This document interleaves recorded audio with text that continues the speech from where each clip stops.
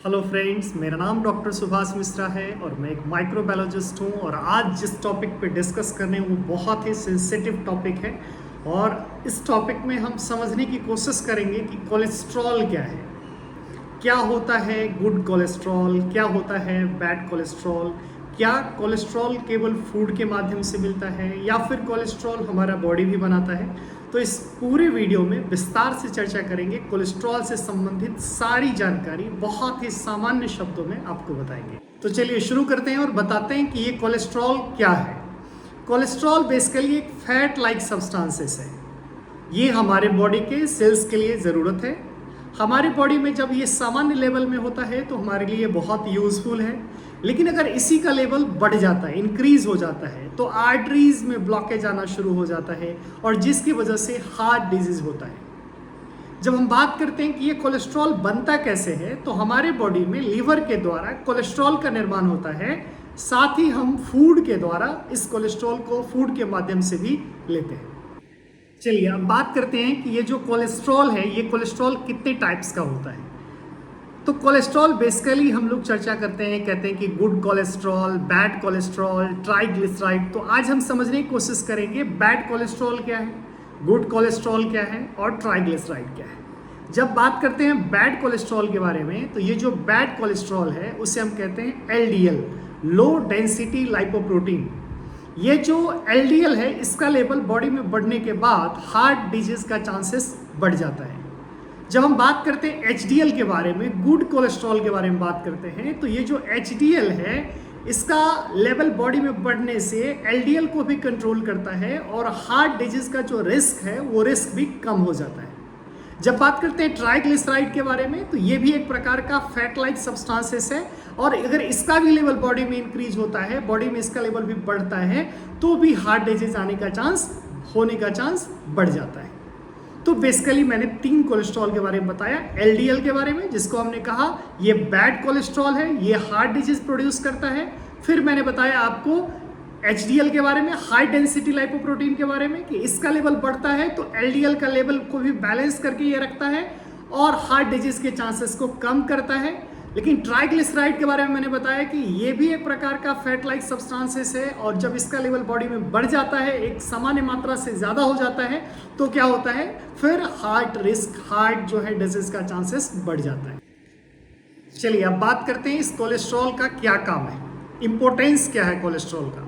तो बॉडी में जब हम इंपॉर्टेंस के बारे में बात करते हैं तो 4 मुख्य इंपॉर्टेंस है। पहला है सेल के अंदर इसका वाइटल रोल है।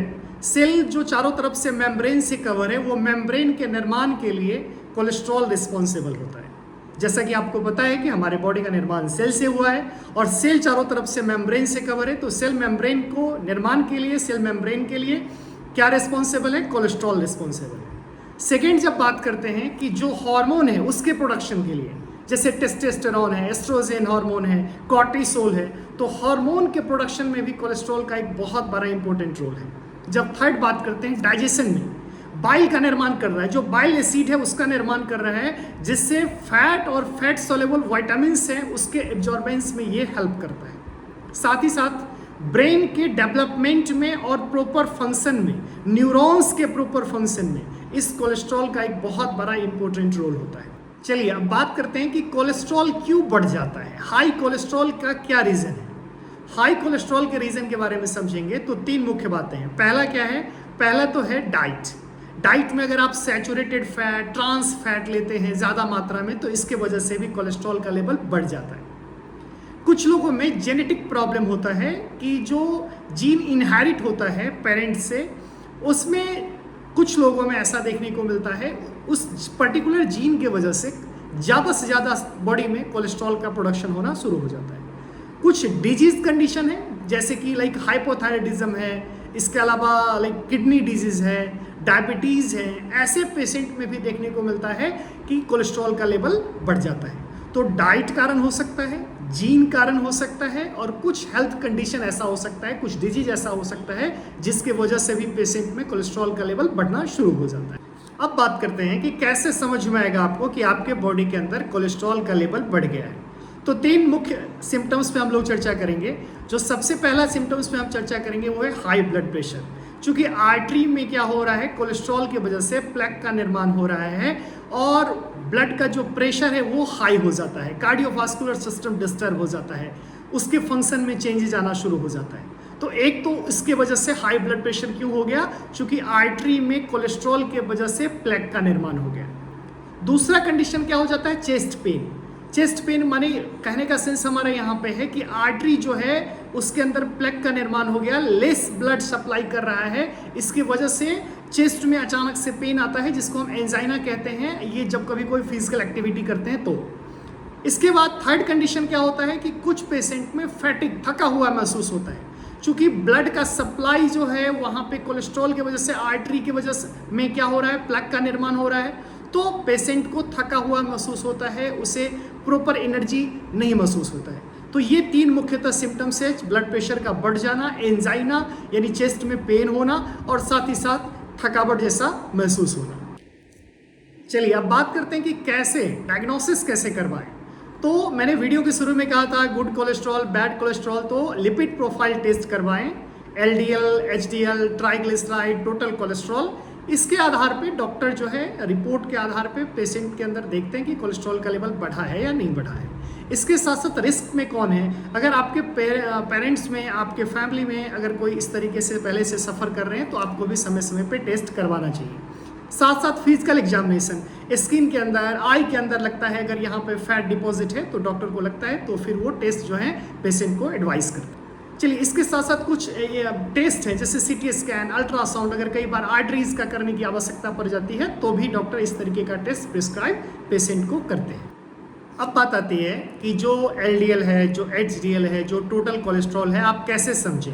तो बड़ा सिंपल सी, टोटल कोलेस्ट्रॉल के बारे में जब हम बात करते हैं तो इसका लेवल आपके बॉडी में 200 mg/dl है, तो यानी ये बैलेंस है। अगर ये 220, 30 अगर इस तरीके के आसपास है, 220 से 239 के बीच में है, 40 के आसपास है, तो ये माना जाता है कि आपके बॉडी पे आप बॉर्डर लाइन आ गया या आपको इस तरीके से मेडिसिन लेना शुरू करना पड़ेगा। अगर यही हम बात करते हैं किसके बारे में, एलडीएल के बारे में बात करते हैं, तो एलडीएल का लेवल जो है अगर बॉडी में लाइक 100 mg के आसपास है तो वो नॉर्मल है, अगर 120 के आसपास चला गया तो यानी कि वो जो लेवल है वो लेवल बढ़ा हुआ है। साथ ही साथ अगर हम बात करते हैं एचडीएल के बारे में, गुड कोलेस्ट्रॉल के बारे में, तो इसका लेवल 60 mg है, अगर इससे नीचे आ जाता है, 40 mg के नीचे आ जाता है तो फिर रिस्क फैक्टर है, लेवल लो हो गया। तो ये इस तरीके से आपको समझना होगा और फिर इस तरीके मेडिसिन आपको लेना होगा।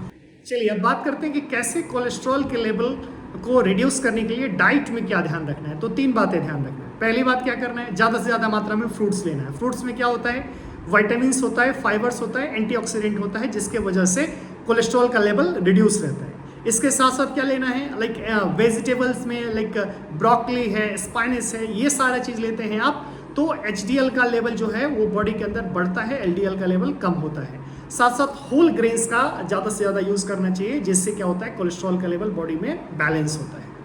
जब कभी बात करते हैं कि कैसे कोलेस्ट्रॉल को कंट्रोल करने के लिए क्या मेडिसिन लेना चाहिए, तो सबसे पहले तो आपको डॉक्टर से सजेस्ट लेना चाहिए। डॉक्टर अलग अलग कैटेगरी के मेडिसिन लिखते हैं, कुछ स्टेटिन कैटेगरी का मेडिसिन होता है, कुछ बाइल कंट्रोल करता है, कुछ अलग अलग प्रकार का कोलेस्ट्रॉल इनहिबिटर्स है। तो डॉक्टर के सलाह के हिसाब से ही आपको मेडिसिन लेना चाहिए। अब बात करते हैं कि कोलेस्ट्रॉल को कैसे मैनेज करें, तो 4 बातों को ध्यान रखना पड़ेगा।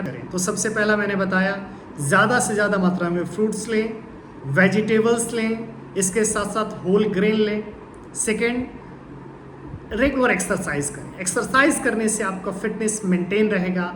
साथ ही जो है मॉनिटर एंड मैनेज, आप समय समय पे अपना टेस्ट करवाएं जब ज़रूरत लगता है तो, और अगर लेवल बढ़ा हुआ है तो उसको मैनेज करने के लिए डॉक्टर के कंसल्ट करके उसके हिसाब से मेडिसिन लें और स्ट्रेस को रिड्यूस करें, हमेशा हेल्दी रहें। इसी तरीके से मैं आपके लिए नया नया टॉपिक लाता रहूँगा। Thank you so much.